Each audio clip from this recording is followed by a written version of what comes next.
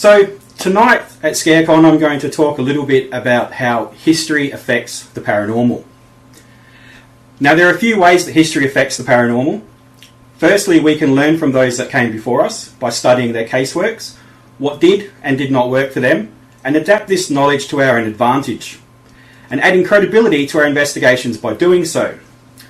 There are many fantastic researchers in India, but many more around the world we can also learn from. Secondly, we can use history to uncover the reasons a location may be haunted.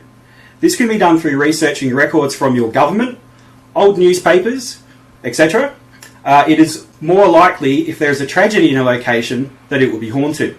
So uncovering deaths, whether they be natural, murders, or even greater tragedies, can give us some understanding of who a spirit may be, and may even give us names to help enhance our EVP sessions and how we contact those in spirit.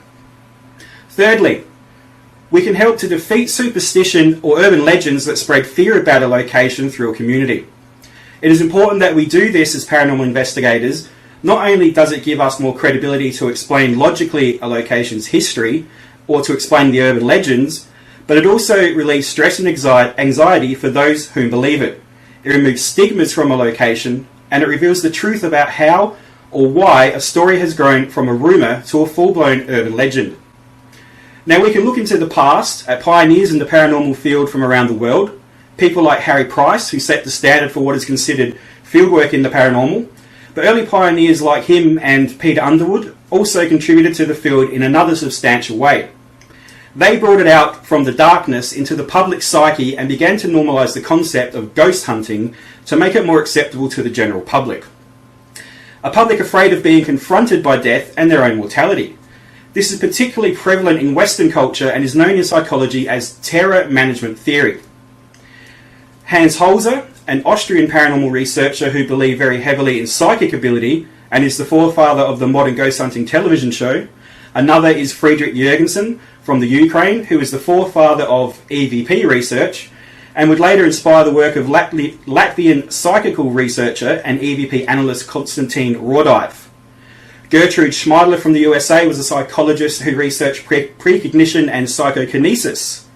So history is peppered with people from around the world from different walks of life who investigate the paranormal. Ghost hunters essentially are a comfort for many people, especially those who find no solace in religion, that their soul, spirit or energy will live on after their physical death. Most people spend their lives avoiding death. In fact, our entire society is built on the egotistical belief that to be someone, to be successful, we need to be remembered forever, when in fact we are just as insignificant or significant as the ant most of us have stepped on or over today.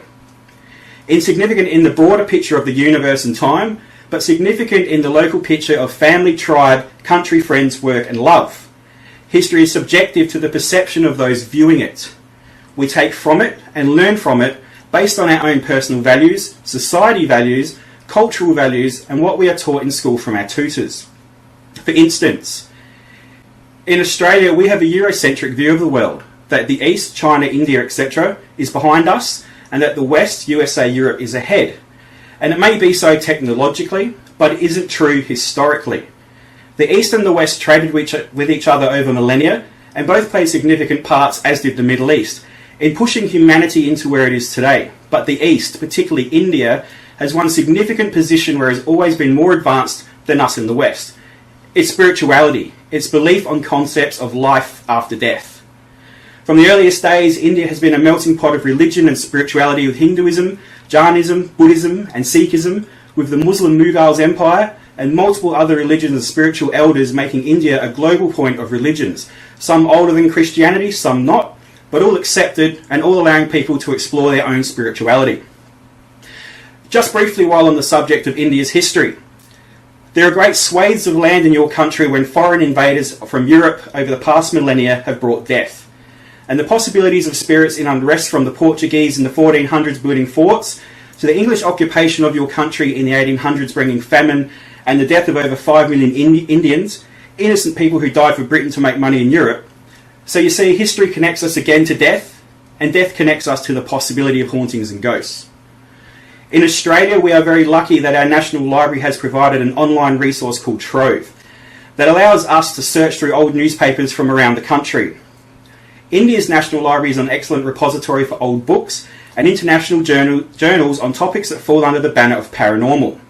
Let's not forget that paranormal is more than ghosts and hauntings. It also includes topics such as near-death experiences, religious or supernatural phenomena, crystals, shamans, psychics, telekinesis, spontaneous human combustion, and UFOs.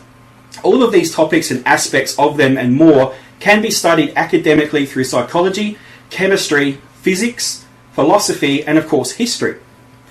As an example of what I'm talking about, I'm going to set you a task. You can choose to do it or not, but after the conference in your spare time, visit your library and ask for information on the ancient Hindu Sanskrit texts about Vimanas.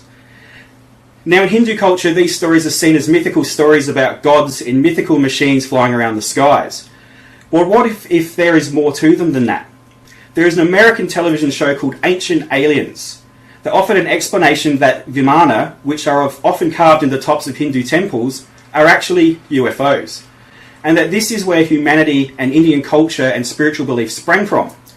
What is most interesting from a paranormal historian's perspective is that in the text, plans are drawn that show the Vimanas' inner workings, how to build them and how to fuel them. Possibly these are one of the world's oldest documented explanations for UFOs. Another person you can learn from is your own Gaurav Tiwari. Now I know that right now not a lot of Gaurav's teachings are online or accessible, but I've had some discussion with his father about making some of it accessible in the future, and hopefully at some point they will see the great impact he's had around the world on the paranormal community. I first met Gaurav in 2009 when we shared cases with each other and worked together to come to conclusions on case files we both had at the time. That friendship grew, and eventually we were able to work together on TV show Haunting Australia, and later on a national tour of Australia. Now, just before his death, we had been arranging to do a speaking tour of Australia and India together in the style of the TED Talks. But because of his death, obviously, it didn't happen. So, my friends, let me suggest how you can learn a little bit more from paranormal history. Read widely. I suggest Hans Holz's book Ghosts, this one, or Peter Underwood's The Ghost Hunter's Guide, this book right here. I also suggest, if you're just starting out in ghost hunting, if you can get hold of Melissa Ellis's book, this one right here, Everything Ghost Hunting. This covers pretty much everything you need to know about the paranormal. Other things you can read are journals online from your local library, or the Journal of Psychical Research, or if you can get into your library, ask for peer-reviewed psychological journals. But there are so many great books, journals and magazines you can read to educate yourselves.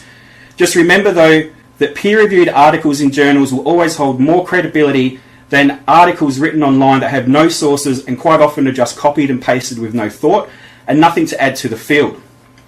Now it is our job to pass what we learn on, but to do so in constructive ways that will help those that come after us to learn, to revise, to reveal and to excel.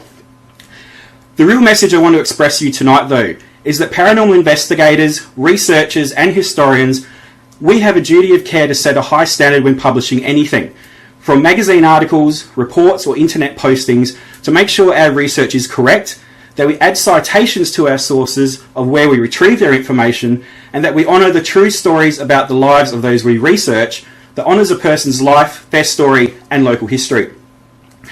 So my Indian friends, thank you for listening to me. Remember that all things are connected, and history is the documentation of the glue that holds everything together. But that history is guided by perspective, so you must look at it from different angles if you wish to discern the truth and reveal its secrets. Again, thank you for listening to me this evening, and thank you to the Parapsychology and Investigations Research Society for allowing me to speak tonight.